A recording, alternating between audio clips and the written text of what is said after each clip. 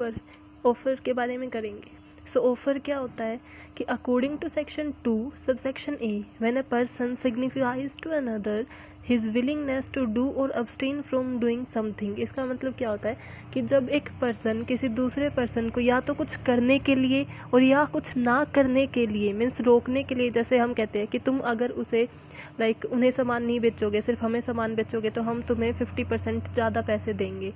तो वो क्या है कि हम उन्हें ऑफर दे रहे हैं। तो वो क्या होता है कि कुछ करने के लिए और कुछ ना करने के लिए जब हम किसी को प्रपोजल देते हैं उसे क्या बोलते हैं, ऑफर बोलते हैं।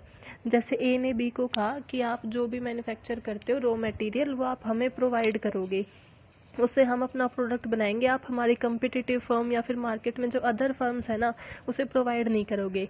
तो वो क्या करेंगे, फिर हम आपको 10% अपने प्रॉफिट का हिस्सा आपको देंगे। तो उन्होंने उन्हें क्या दिया, ऑफर दिया ना, कि वो उन्हें एक्सेप्ट करे या ना करे ये उस इंडस्ट्री के ऊपर डिपेंड करता है। लेकिन ये क्या था, ऑफर था। ये कौन सा ऑफर था कि अब्सटेन फ्रॉम डूइंग समथिंग, कि कुछ करने से रोकने वाला ऑफर था ये, कि आप ये मत करो, हम आपको पैसे देंगे। और ऐसा ही होता कि अगर आप हमें इतना प्रोडक्ट मतलब आप हमको जैसे 100 किलो रॉ मटेरियल प्रोवाइड कराते हो, अगर अब की बार आप 200 प्रोवाइड कराओगे तो हम आपको 10% प्रॉफिट का देंगे। तो वो क्या है, कुछ करने के लिए हम ऑफर दे रहे हैं और कुछ ना करने के लिए ऑफर, दोनों तरीके से हम दे सकते हैं, for doing something or for abstain for doing something. Types of offer, offer कितने टाइप्स के होते हैं, express offer, implied offer, specific offer, general offer, cross offer, counter offer and standing offer. Express offer क्या होता है, when offer is given to another person either in writing in oral, कि हम जब रिटर्न में या फिर ओरल फॉर्म में किसी को ऑफर देते हैं, जैसे हमने एक पूरा डॉक्यूमेंट बनाया, लेटर टाइप डॉक्यूमेंट बना के हमने किसी को भेज दिया, वो क्या है, हमारा एक्सप्रेस ऑफर है। लेकिन इम्प्लाइड ऑफर क्या होता है, when offer is given to another person neither in written और oral, कि ना तो वो रिटर्न में होता है और ना ही ओरल में होता है। तो इम्प्लाइड ऑफर कैसे होगा कि आपकी एक्शंस कुछ या फिर आपके कुछ गेस्चर ऐसे हैं जिससे पता चलता है कि आपने ऑफर दिया है। जैसे जब भी आप बस स्टैंड वगैरह के आसपास खड़े होते हो तो कई बार ऐसा नहीं होता कि ऑटो रिक्शा वगैरह आपके पास आके खड़ी हो जाती है। तो वो क्या है कि वो उनका इम्प्लाइड ऑफर है, कि वो सिर्फ खड़े हो जाते हैं कि किसी को बैठना है या नहीं बैठना, या फिर आप कहीं खड़े होते हो वहाँ पे बस वगैरह ये जो व्हीकल्स वगैरह होते हैं वो रुक जाते हैं। तो वो क्या है, एक इम्प्लाइड ऑफर है जिसमें आपके गेस्चर और आपके एक्शन से पता चलता है कि आपने ऑफर दिया है।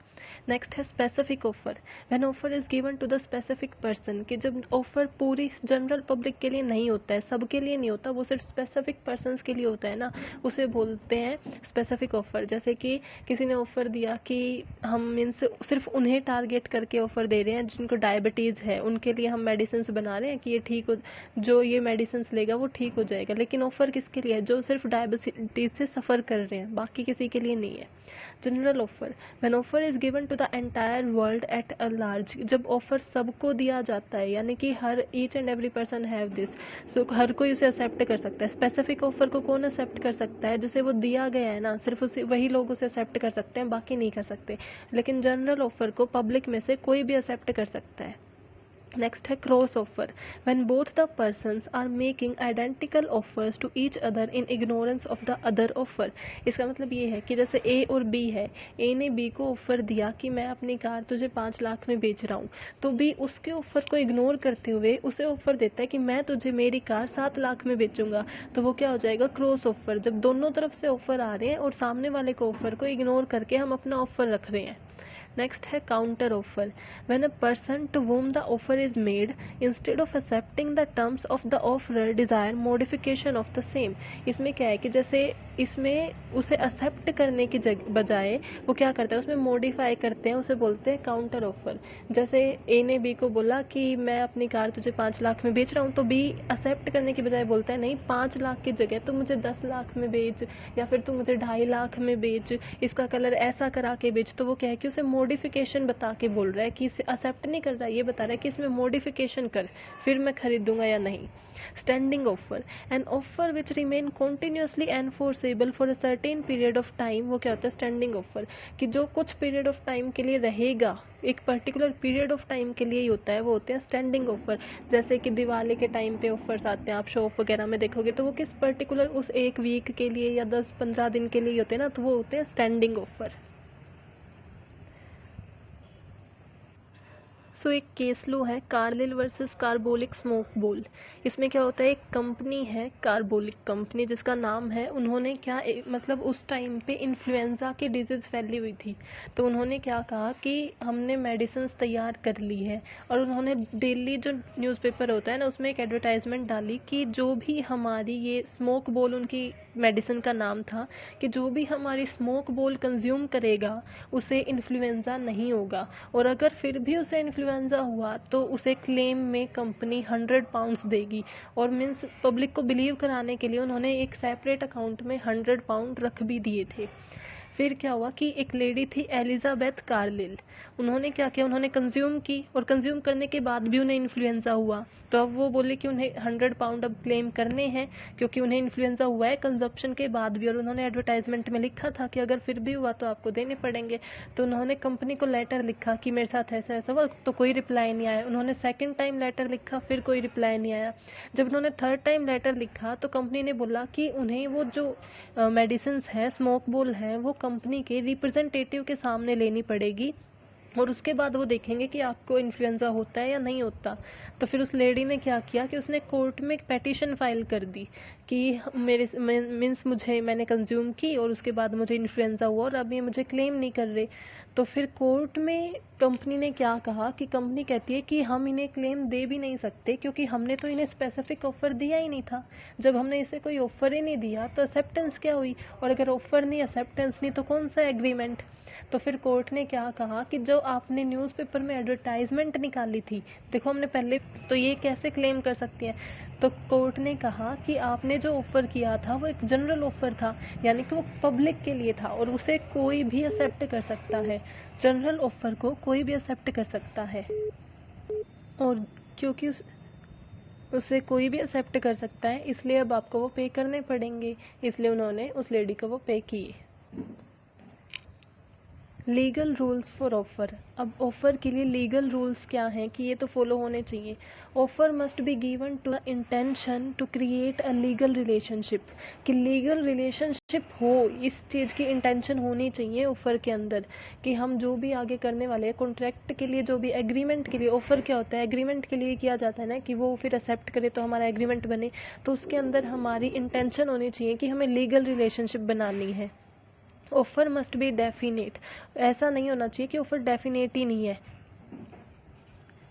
और डेफिनेट का मीनिंग क्या है कि जैसे हमने ऑफर दिया तो हम ऐसे ऑफर नहीं दे सकते कि मैं अपनी कार तुझे 4-5 लाख में बेच दूंगा, तो 4-5 लाख मीन्स कितने लाख, वो डेफिनेट होना चाहिए, उसके अंदर मेंशन किया होना चाहिए जो भी आप ऑफर दे रहे हो।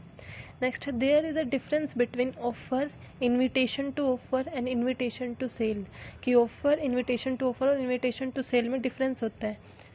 कि जैसे हम ऑफर क्या होता है कि हमने किसी को दिया कि ये लो हम इतने में आपको बेचना चाहते हैं, क्या आप खरीदोगे, उसमें हमें उनके एक्सेप्टेंस का वेट करना होता है।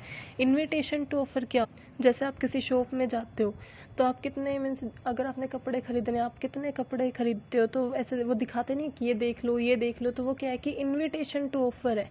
ऑफर नहीं है इनविटेशन कि आपको ये वाला खरीदना है या फिर ये वाला खरीदना है, वो क्या है, इनविटेशन टू ऑफर है। और इनविटेशन टू सेल क्या होता है, उसमें क्या होता है, पिक एंड पेमेंट होता है। जैसे सेल लगी हुई होती है ना, वो इनविटेशन टू सेल होता है कि भाई वहाँ पे 50% डिस्काउंट की सेल लगी है, ये सब क्या है, ये इनविटेशन टू सेल है। ऑफर जिसमें हमने मीन्स स्पेसिफिक एक ऑफर दिया है, एक ही ऑफर है, उसे आप एक्सेप्ट करो या ना करो। इनविटेशन टू ऑफर हम डिफरेंट डिफरेंट चीज़ें कि आपको ये लेनी है ये लेनी है, वो हम डिफरेंट डिफरेंट ऑफर दिखाते रहते हैं। और इनविटेशन टू सेल यानी कि हम सेल के लिए इनवाइट कर रहे हैं उन्हें।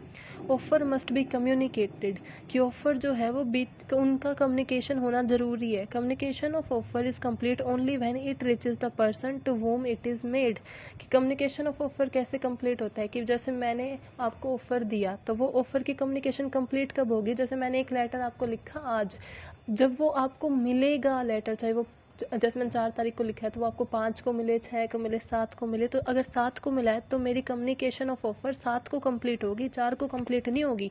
जब मैंने वो जिसे लिखा है उसकी नॉलेज में वो आएगा ना, तब कम्युनिकेशन ऑफ ऑफर कंप्लीट होगी। Mayor statement of price is not an offer, कि हम वैसे एक बात कर रहे हैं या फिर ये कर रहे हैं, वो हमारा कोई ऑफर नहीं होता। हमारे ऑफर के अंदर मीन्स एक डेफिनेट, एक एक्यूरेट, वो मीन्स पूरी डाटा होना चाहिए कि हम भाई ऑफर देना चाहते हैं, आपको एक्सेप्ट करना है या नहीं करना है। और एक लीगल रूल क्या होता है कि ऑफर में कोई ऐसी टर्म इंक्लूड नहीं होनी चाहिए कि आपने इस पर्टिकुलर टाइम तक अगर ऑफर का कोई आंसर नहीं दिया तो हम ये समझ लेंगे कि आपने एक्सेप्ट कर लिया है। ऐसा उसके अंदर कोई टर्म्स यूज़ नहीं हो सकती। ये लीगल रूल्स हैं कि अगर मान लो आपने किसी को ऑफर दिया और आप कहते हो कि 7 दिन बाद तक अगर आपका कोई आंसर नहीं आया तो मैं मान लूँगी कि आपने एक्सेप्ट कर लिया है। ऐसी कोई टर्म्स उसके अंदर यूज़ नहीं हो सकती। नेक्स्ट है एक्सेप्टेंस। एक्सेप्टेंस क्या होता है? According to section 2 subsection B, when a person made a proposal to another to whom proposal is made, if proposal is assented there to is called acceptance. अब देखो हमने ऑफर कर लिया। Offer क्या होता है कि हम सामने वाले को प्रपोजल देते हैं। जब वो सामने वाले के पास प्रपोजल पहुंच जाता है और वो उसे एक्सेप्ट कर लेता है, वो क्या होता है? एक्सेप्टेंस। कि हमने जैसे प्रपोजल दिया है, वी मेड द प्रपोजल, जब वो हमारे प्रपोजल को एक्सेप्ट कर लेता है तो वो क्या है? एक्सेप्टेंस। जैसे ए ने बी को कहा कि मैं अपनी कार तुझे 50 लाख में बेचूंगा, तो वो क्या था? उसने ऑफर में बेचूंगा क्या, तुझे खरीदनी है? तो वो उसने क्या किया? उसे ऑफर दे दिया। अब बी कहता है कि हाँ मुझे खरीदनी है, उसने उसको लेटर दिया कि हाँ मैं खरीदने के लिए तैयार हूँ, तो वो क्या है? वो उसकी एक्सेप्टेंस है। जब तक वो बी तक पहुंचा था उसने एक्सेप्ट नहीं किया था, वो उसकी तरफ से ऑफर था। जैसे ही उसने एक्सेप्ट कर लिया वो क्या हो गया? Acceptance. Legal rules for acceptance. Acceptance must B absolute and unconditional. इसका मतलब क्या है कि कोई कंडीशन नहीं होनी चाहिए एक्सेप्टेंस में। जैसे वो हमने कार का लिया था, उसने कहा कि हाँ मैं कार खरीदने के लिए रेडी हूँ लेकिन मैं 1 साल बाद खरीदूंगा, फिर वो एक्सेप्टेंस नहीं होती। एक्सेप्टेंस होता है कि आप तब मीन्स जब आपका वो चल रहा है तभी आप उस कॉन्ट्रैक्ट में आते हो, एग्रीमेंट में आते हो, आप उसके अंदर कंडीशंस नहीं डाल सकते। एक्सेप्टेंस में कंडीशंस नहीं होती। Acceptance must be given as per the mode prescribed by the offer. कि जो मोड ऑफर में प्रिस्क्राइब किया गया है ना, जैसे मेल है या फिर रजिस्टर्ड में होगा, मेलिंग में होगा, कैसे होगा, उसी मोड के थ्रू आपको एक्सेप्टेंस देनी होती है। जिस मोड में हमारा ऑफर आया होता है उसी मोड में हमारी एक्सेप्टेंस होती है। Acceptance must be given before the lapse of time or within reasonable time। कि हमें acceptance reasonable time के साथ दे देनी चाहिए। मीन्स हमने ये बोला था कि ऑफर में ऐसा नहीं हो सकता कि हम 7 दिन के बाद ये मान लेंगे कि वो एक्सेप्ट कर लिया, लेकिन ऐसा भी तो नहीं है ना कि हम उसे बहुत लंबा टाइम दे देंगे कि आपको एक्सेप्ट करना है या नहीं, फिर वो हम ऑफर कैंसिल हो जाएगा कि हमने अब ऑफर कैंसिल कर दिया। तो एक्सेप्टेंस एक पर्टिकुलर टाइम में हमें दे देनी चाहिए, जितना रीजनेबल टाइम मीन्स हमें थिंक करना है, उसके बारे में सोचना है या फिर कोई और इन्फॉर्मेशन कलेक्ट करनी है, करने के बाद हमें within a particular time acceptance दे देनी चाहिए। एक्सेप्टेंस में be given by any person in case of general offer. ये हमने केस भी पढ़ा था अभी कि अगर जनरल ऑफर है तो उसे कोई भी एक्सेप्ट कर सकता है, लेकिन स्पेसिफिक ऑफर है तो उसे वही एक्सेप्ट कर सकता है जो स्पेसिफिक पर्सन को वो ऑफर दिया गया हो। Acceptance must be given by the person to whom the offer is made. कि एक्सेप्टेंस सिर्फ वही पर्सन दे सकता है जिसे ऑफर दिया है। अब एक ए है, ए ने बी को बोला था कि तू मेरी कार खरीदेगा। ए ने ऑफर किसे दिया? बी को। लेकिन एक्सेप्टेंस सी थोड़ी दे सकता है कि हाँ मैं तेरी कार खरीदूंगा, वो तो हो ही नहीं सकता, क्योंकि ऑफर जिसे मेड हुआ है ना, एक्सेप्टेंस भी वही दे सकता है। Acceptance must be communicated. कि एक्सेप्टेंस को भी कम्युनिकेट किया जाना चाहिए, जैसे ऑफर को कम्युनिकेट किया जाना चाहिए वैसे ही एक्सेप्टेंस भी कम्युनिकेटेड होनी चाहिए। Mental acceptance is no acceptance, और acceptance must not be derived from silence. कि आपने मन ही मन में सोच लिया कि हाँ मैं ये कार खरीद लूंगा, लेकिन प्रिस्क्राइब्ड मोड के अकॉर्डिंग आपने ना तो उन्हें लेटर दिया कि हाँ मैं एक्सेप्ट करता हूँ, ना कुछ और, तो वो एक्सेप्टेंस नहीं है, क्योंकि सामने वाले को तो, जिसने ऑफर दिया है, उसे तो पता ही नहीं चला कि आपने एक्सेप्ट किया है या नहीं किया है। तो मेंटल एक्सेप्टेंस जो है वो एक्सेप्टेंस नहीं होती। Acceptance must not be presented to offer. इसका मतलब क्या है कि एक्सेप्टेंस है वो हम ऑफर से पहले नहीं दे सकते। जब तक हमें ऑफर नहीं मिलेगा तब तक हम एक्सेप्टेंस दे ही नहीं सकते। जब हमें ऑफर मिलेगा तभी तो एक्सेप्टेंस होगी। Communication of offer and acceptance. कि ऑफर एंड एक्सेप्टेंस की कम्युनिकेशन कब होती है? According to section 4 the communication of offer is complete when it come to the knowledge of the person to whom it is made. कि offer की कब होगी? जैसे ए ने बी को ऑफर दिया था, जैसे ही बी की नॉलेज में वो आ जाएगी वैसे ही ऑफर की कम्युनिकेशन जो है वो कंप्लीट हो जाएगी। लेकिन एक्सेप्टेंस की कब होगी? as against the proposer when it put into a course of transmission to him so as to be the power of the acceptor. इसका मतलब क्या है कि ए ने बी को ऑफर दिया था, ऑफर उसने बोला कि उसने 4 तारीख को ए ने लेटर लिखा बी को, वो 7 को पहुंचा बी के पास, तो वो क्या हो गया, ऑफर 7 तारीख को क्या हो गया, कम्युनिकेशन ऑफ ऑफर हो गया। अब 7 तारीख के बाद उसने सोचा कि मैं इस जॉब को, मीन्स मुझे ये कार खरीदनी है या नहीं, कार वाला ही लेके चलते हैं कि मुझे ये कार खरीदनी है नहीं खरीदनी, इस कार के बारे में थोड़ी जानकारी लेता हूँ, भाई ये कैसी है, इसकी माइलेज वगैरह जो भी हमें देखना था कि कितना पेट्रोल लग जाता है क्या है, तो उसे इन्फॉर्मेशन कलेक्ट करने में उसे 2 दिन लग गए। 8 9 नो डेट आ गई। अब नो को उसने क्या किया कि उसने एक्सेप्टेंस का लेटर दे दिया। तो जैसे ही एक्सेप्टेंस का लेटर वो डालेगा, उसकी तरफ से कम्युनिकेशन क्या होगी, कंप्लीट हो जाएगी। सो जैसे ही वो एक्सेप्टेंस का लेटर ट्रांसमिट करेगा against the proposer, communication of acceptance complete हो जाएगी। अगेंस्ट द एक्सेप्टर कब कंप्लीट होगी, कि जब उसने वो लेटर ट्रांसमिट किया था वो ऑफरर के पास पहुंच जाता है कि हाँ भाई उसने क्या कर लिया है, एक्सेप्ट कर लिया है मेरे ऑफर को, तो वो तब कम्युनिकेशन कंप्लीट होगी एज अगेंस्ट द एक्सेप्टर। सो क्या था कि उसने 4 को दिया, 7 को उसने एक्सेप्ट किया, तो ये क्या है, एक्सेप्टेंस ऑफ ऑफर, ये क्या है, कम्युनिकेट किया है उसने। तो यहाँ किस चीज़ की कम्युनिकेशन कंप्लीट हुई है, 7 को, 4 को उसने ऑफर दिया, 7 को उसने एक्सेप्ट कर लिया, तो 7 को क्या है, उसको मिला, यानी कि उसकी नॉलेज में आया कि मुझे एक ऑफर मिला है। जैसे ही उसकी नॉलेज में आता है तो communication of offer, communication of offer क्या होता है, कंप्लीट हो जाता है। अब नेक्स्ट है कि उसने 9 डेट तक क्या किया, उसने इंफॉर्मेशन कलेक्ट की। 9 को उसने क्या किया कि लेटर मेड किया, लेटर, अब उसने किस चीज़ का, एक्सेप्टेंस का लेटर मेड कर रहा है। तो अब की बार ये क्या है कि अगेंस्ट द प्रपोजल हमारा क्या हो गया, एक्सेप्टेंस कंप्लीट हो रही है, किसकी, कम्युनिकेशन ऑफ एक्सेप्टेंस। अब जैसे ही वो जो उसने एक्सेप्टेंस मेड की है वो दोबारा ऑफरर के किस में, नॉलेज में आएगी। पहले किसकी नॉलेज में आ रही थी, जिसे ऑफर मेड किया है। अब क्या है कि जिस ऑफरर को हमने दिया है उसकी नॉलेज में जैसे ही वो आएगी